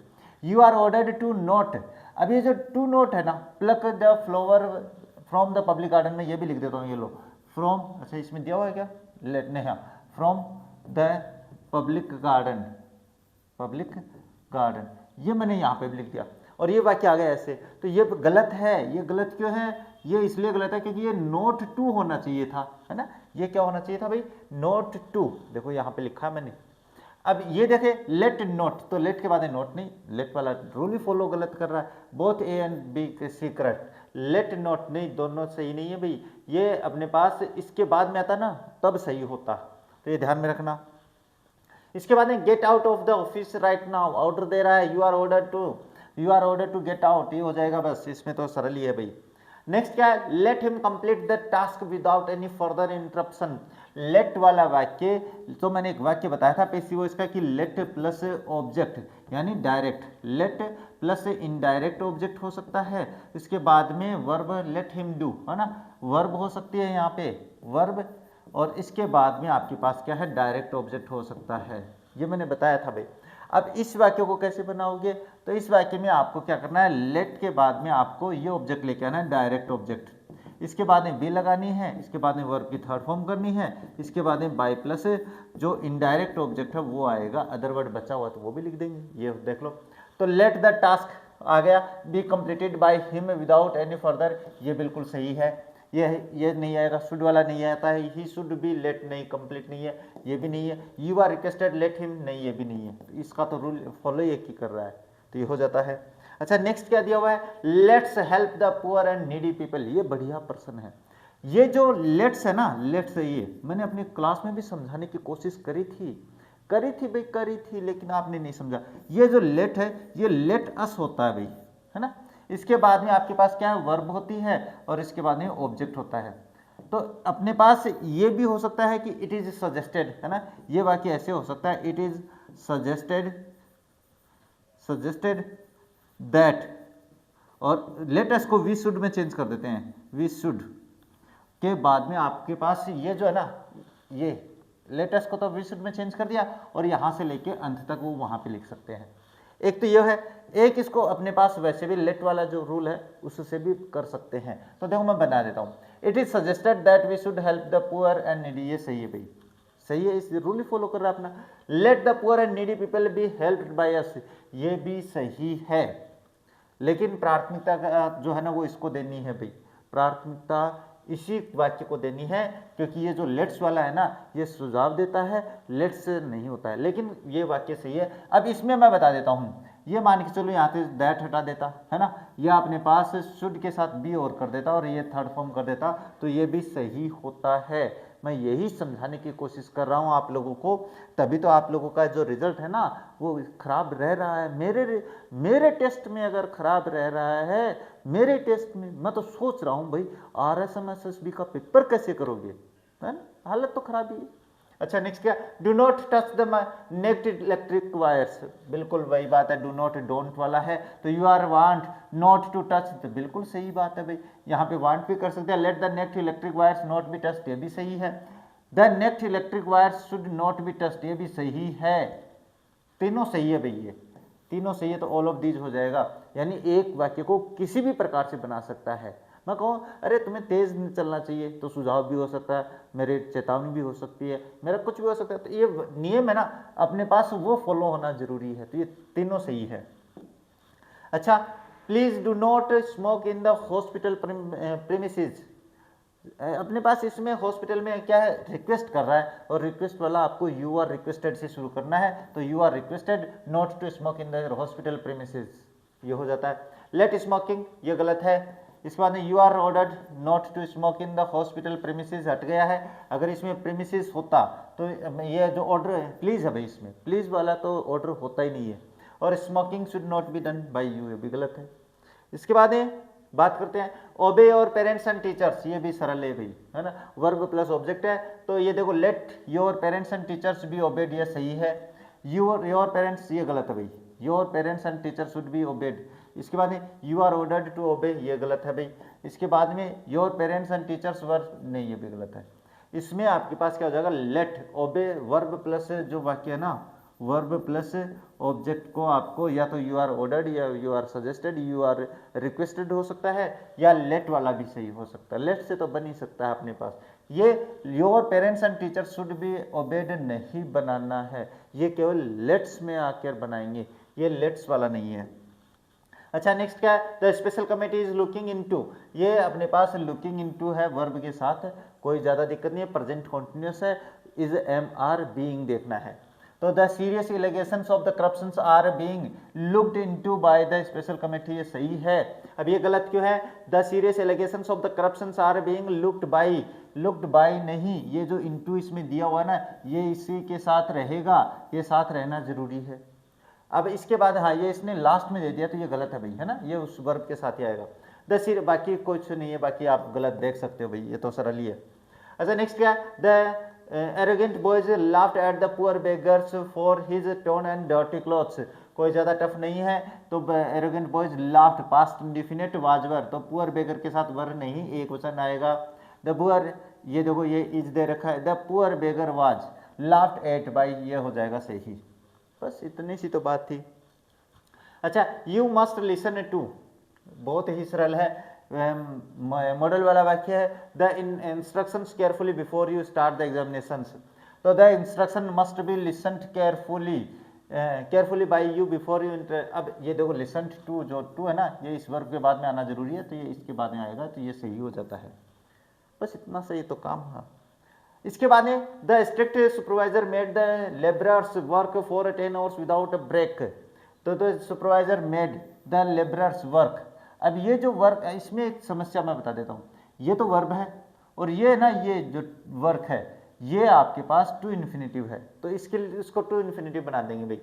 ये आप मेरे रूल में भी देख लेना, इसमें विदाउट, देखो ये रब बना दिया ना यहाँ पे, हाँ ये विदाउट इन्फिनेटिव का नियम है, बाकी कोई दिक्कत वाली बात नहीं। देखो the labourers were made to work for 10 hours without breaking news, अपने पास break by strict supervisor. Next बताएं, I saw the young boy jump over the high laboratory wall yesterday, I saw the young boy jump, ये भी आपके पास क्या है, तो मैं बता ही देता हूँ भाई, subject plus verb plus object plus bare infinitive. Bare infinitive का मतलब क्या होता है, प्लस अपने पास इसके अलावा जो कुछ भी आ गए ना, बेयर इन्फिनेटिव के आने जो अदर वर्ड बचा हुआ है वो आ सकता है। बस इस बेयर इन्फिनेटिव को आपको टू इन्फिनेटिव में बना देना है, इतना सा काम करना है, और बाकी सामान्य नियम लागू होते हैं। देखो the boy was seen to jumping, ये गलत है, टू के बाद जंपिंग नहीं आता है, the boy was seen to jump over the high boundary wall yesterday by me, तो ये देखो जंप यहाँ पे तो बेयर इन्फिनिटी थी और इससे पहले इसने टू लगा दिया है, बाकी और कुछ नहीं है। और तभी आप लोगों ने गड़बड़ी कर दी थी क्योंकि रूल तो देखा नहीं मेरा। The manager ask the new recruits why they chose this profession. अच्छा, ये वाक्य थोड़ा सा मैं समझा देता हूँ। ये वाक्य आपके पास कौन सा है? इनडायरेक्ट वाक्य है। अब इनडायरेक्ट वाक्य में क्या करते हैं, आपको जो अपने पास आरवी का वाक्य होता है उसी को पैसिव वॉइस बनाना होता है, बाकी ऐसा कैसा लिखते हैं। देखो तो ये ask the new recruits why, ये जो वाक्य है ये तो हो गया अपने पास। चलो मैं एक वाक्य समझा देता हूँ, एक वाक्य समझाऊंगा तभी समझ में आएगा। ये वाक्य ऐसे था भाई, द मैनेजर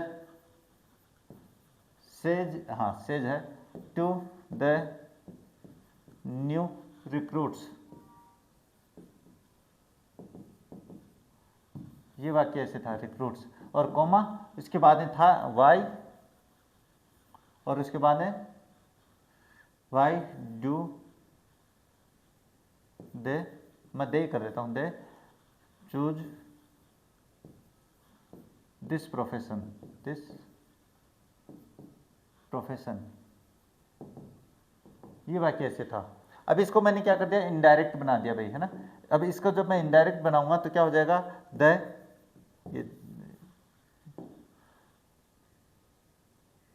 ये हाँ, ये क्या हो जाएगा, ये द मैनेजर, ये बाकी सारे रूल्स मैं उसमें दिखा दूँ। मैनेजर आस्क्स, ये आस्क्स में क्यों किया है, ये सारी बातें मैं समझाऊंगा। The new recruits why the chose, ये यहाँ पे चूज का चोज क्यों किया है, दिस प्रोफेशन, दिस प्रोफेशन, ये सारी बातें मैं आप बाद में समझाऊंगा, चिंता मत करो।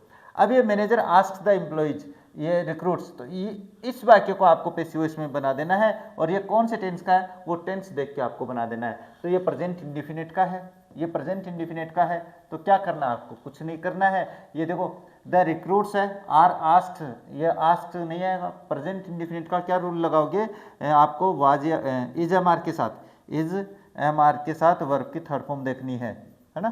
तो ये देखो ये आर के साथ वर्ब की फर्स्ट फॉर्म गलत हो गया, ये वर्क कर दिया तो ये भी गलत हो गया, ये गलत हो ही गया। इसके बाद new recruits are asked by the manager why they chose this profession. अब इसमें बाय द मैनेजर है, ये लिखा भी जा सकता है और नहीं भी लिखा जा सकता है, घबराने की आवश्यकता नहीं है, तो आपका ऑप्शन ये सही हो जाता है। अच्छा नेक्स्ट बात करें, नेक्स्ट क्या दिया हुआ है, द प्रिंसिपल आस्क्ड, वही नियम लागू होगा यहाँ पे, वाज या वर्क कर देंगे तो इज नहीं आएगा, हेड नहीं आएगा, हेड नहीं आएगा, ये हो जाएगा, ये लो बस। इसके बाद में बाकी जो कंजक्शन के बाद में है, ये देखो ये ऐसा कैसा लिखा है मैंने, बस आपको तो चेंज कहाँ, और ये बाय प्रिंसिपल लिखा जाता भी है नहीं भी लिखा जाता है, कोई ऐसी गड़बड़ी नहीं है रे। इसके बाद में you can ask the librarian if, वही नियम है, ये इफ वाला वाक्य है, ये मैं आपको डायरेक्ट इनडायरेक्ट में समझा दूंगा कि पैसिव वॉइस कैसे बनता है। ये कैन आस्क है तो कैन बी आस्क्ड हो जाएगा, तो कैन बी आस्क्ड, नियम वही लगाने हैं। अब इसमें देखो बाय प्लस सब्जेक्ट है वो नहीं लिखा मैंने, बाय यू इफ द, इसमें क्या गड़बड़ी हो सर, इसमें यह गड़बड़ी है कि इसमें वर्ब की थर्ड फॉर्म नहीं बनाई है, तो बाय प्लस यू लिखा तो है, इसमें नहीं लिखा है तो ये सही होगा, इसमें ये गलत होगा। आई बात समझ में। इसके बाद में बात करते हैं next, the king asked the general to order, हाँ ये भी अपने पास वही नियम है, ये इन्फिनिटिव वाला, ये अपने कौन सा वाक्य है, इंपेरेटिव सेंटेंस, अगर आरएस का वाक्य इंपेरेटिव हो तो बस यहाँ से लेके यहाँ तक बनाना है, तो क्या हो जाएगा, द जर्नल विल, क्या है आस्क्ड है तो वाज आस्क्ड हो जाएगा, वाज आस्क्ड ये रहा। इसमें was asked by the journal नहीं, किंग नहीं है, इसमें तो जर्नल है तो पैसिव वॉइस ये बनाएंगे, ये भी गलत है क्योंकि इसमें हैड बीन दे दिया जबकि इसमें वाज वर्क करना था। अच्छा next, I ask the manager to request, ये भी अपने पास वही बात है भाई, है ना, ये वही है, बस इसका बनाना है, इसका देख लेना। आप इसमें बताऊं तो आई आस्क हो जाएगा, तो आई नहीं, the guest the manager is asked by me, ये हो जाएगा। इसके बाद में you can ask the security guard to warn the visitors not to touch the, ये भी सही है, वही है, टू ये छोड़ देंगे बाकी इधर वाला बना देंगे, तो the security guard can be asked, तो क्या हो जाएगा, गार्ड कैन बी वांट हो सकता है, कैन बी आस्क्ड ये रहा। अच्छा नेक्स्ट बताएं, तो नेक्स्ट है पीपल बिलीव, हाँ ये बताना जरूरी है, ये वाक्य मैं समझा देता हूं भाई।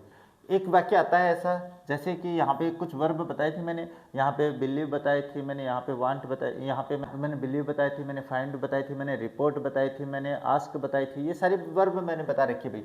तो ये ऐसा आ जाए और इसके बाद में दैट क्लोज आ जाता है, तो क्या बनाएंगे? देखो इसको दो प्रकार से बना सकते हैं। एक तो बना सकते हैं इट और एच वी, जो भी टेंस में आई है ना, यहाँ पे इस टेंस के अनुसार हेल्पिंग वर्ब लिखेंगे और इसके बाद में इस वर्ब की थर्ड फॉर्म लगाएंगे और इसके बाद में दैट क्लोज ऐसा कैसा लिख देंगे, दैट क्लोज जैसा आया वैसा का वैसा लिख देंगे। एक अपन ऐसे बनाएंगे कि जो दैट क्लोज आया है ना, ये जो दैट क्लोज दिया हुआ ना यहाँ पे, इसका सब्जेक्ट लिखेंगे, तो ये सब्जेक्ट लिखेंगे। इसके बाद में इस वर्ब के अनुसार इसकी हेल्पिंग वर्ब लिखेंगे और इसके बाद में इसी वर्ब की थर्ड फॉर्म बना देंगे ना, इसकी थर्ड फॉर्म बना देंगे, वर्ब की थर्ड फॉर्म, और उसके बाद में जो बच गया ना वो अपने पास ऐसा का अदर वर्ड है वो लिख देंगे। बस इतना सा काम करना है।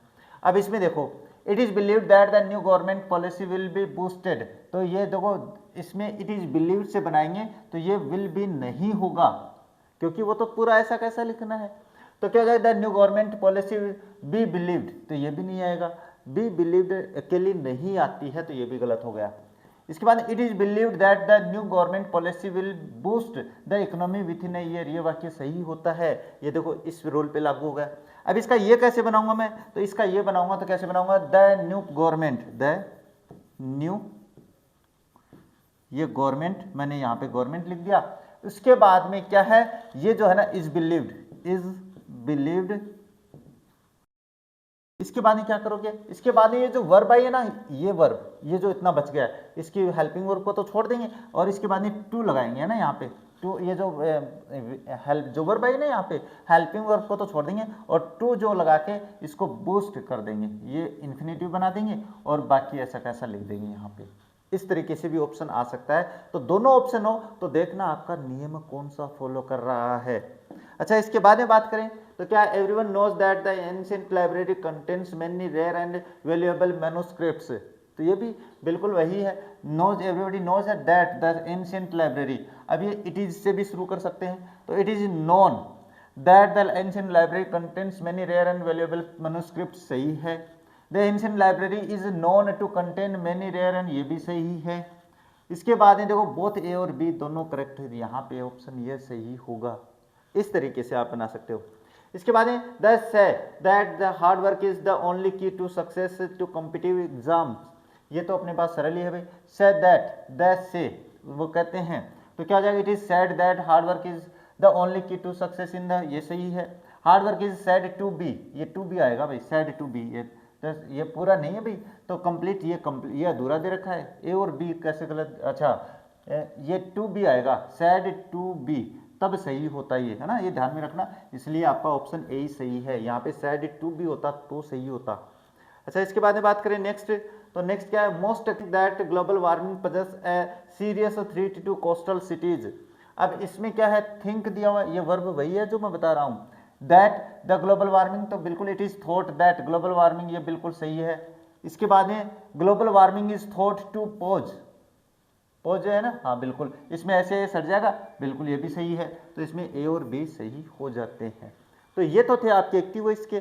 इसके बाद में शुरू होते हैं passive voice to active voice.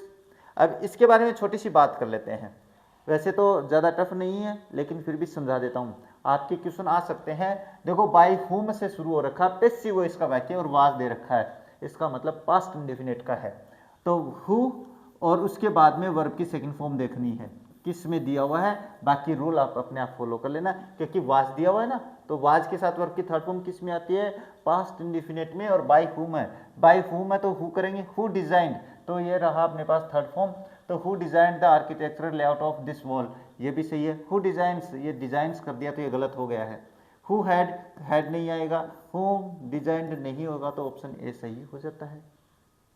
अच्छा, नेक्स्ट बात करें तो क्या है, are the financial accounts of this, are के साथ वर्ब की थर्ड फॉर्म दी हुई है, ये देखो, तो ये आर के इज एम आर के साथ वर्ब की थर्ड फॉर्म हो, इज एम आर के साथ वर्ब की थर्ड फॉर्म हो, तो वो वाक्य प्रेजेंट इंडेफिनिट का होता है। और प्रेजेंट इंडेफिनिट का देखो, ये प्रेजेंट इंडेफिनिट नहीं है, ये प्रेजेंट इंडेफिनिट नहीं है, अब ये दो बच गए, तो दोनों में पहचान कैसे करेंगे? ये जो ऑब्जेक्ट, ये सब्जेक्ट है वो एकवचन है बहुवचन है? बहुवचन है, तो बहुवचन के साथ डज नहीं आता है, तो ऑप्शन ये सही हो जाता है। अच्छा, नेक्स्ट बात करें तो नेक्स्ट क्या दिया हुआ है? Special bullet train will be started by the railway department next year. ये वाक्य अपने पास पीछे हल करवा दिया है, देख लेना कौन से टेंस का था उसका प्रश्न। अब ये भी अपने पास पहले हो चुका है भाई। The confidential reports had been leaked by someone before the meeting started. ये इसमें क्या दिया है? हैड बीन दिया हुआ है, पास्ट परफेक्ट है, तो क्या करना है? ये बीन हटा देंगे, हैड लगा देंगे। हैड के साथ थर्ड फॉर्म देखो इसमें, तो हैड लीक्ड ये दे रखा है, इसमें समवन लीक्ड ये नहीं आएगा, वर्ब की सेकंड फॉर्म दे रखी है। हैज लीक्ड भी नहीं होगा, और समवन हैड बीन लिंकिंग नहीं होता है, तो ऑप्शन ए सही हो जाता है। इसके बाद में बात कर लेते हैं हु इज बीइंग इंटरव्यूड। तो इज बीइंग आ रखा है यहाँ पे। इज बीइंग का मतलब क्या होता है? Who is being. अगर वाक्य पास्ट इंडिफिनिट का और हु से शुरू हो रखा है, तो ये मान के चलो आपको हुम से पैसिव वॉइस देखना है। किससे देखना है? हुम से पैसिव, सॉरी एक्टिव वॉइस का वाक्य है वो हुम से शुरू होगा। क्या है? अगर पैसिव वॉइस का वाक्य है वो हु से शुरू हो रखा है, तो एक्टिव वॉइस का वाक्य हुम से शुरू होगा।